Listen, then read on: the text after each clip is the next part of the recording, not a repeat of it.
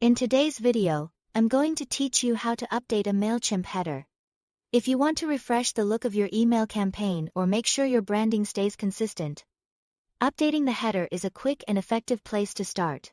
The header is one of the first things people notice when they open your email, so keeping it clean, clear and on brand can make a big difference.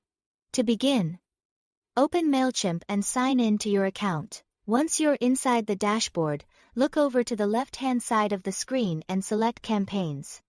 This is where you'll find the emails and templates connected to your account. From there, open either your campaigns or your email templates, depending on what you want to update. If you're editing a one-time email, go into the campaign itself. If you want to make a change that you may reuse later, opening an email template can be a better option. Choose the email you want to work on, then click Edit Design to open the email builder. Once you're in the editor, move your cursor over the top section of the email until you see the header block appear. When it becomes selectable, click on it. This will open the editing options for that specific area. Now you can make the changes you need using the side panel.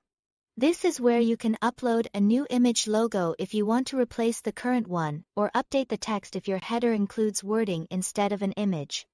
You can also adjust the padding to change the spacing around the header, which helps improve the overall layout and makes the design feel more balanced.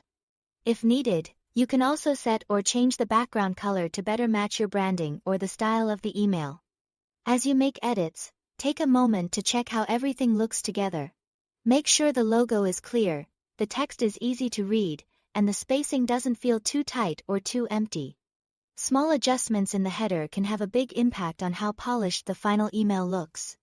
When you're happy with your changes, click Save and Close or Save and Exit, depending on the version of the editor you're using.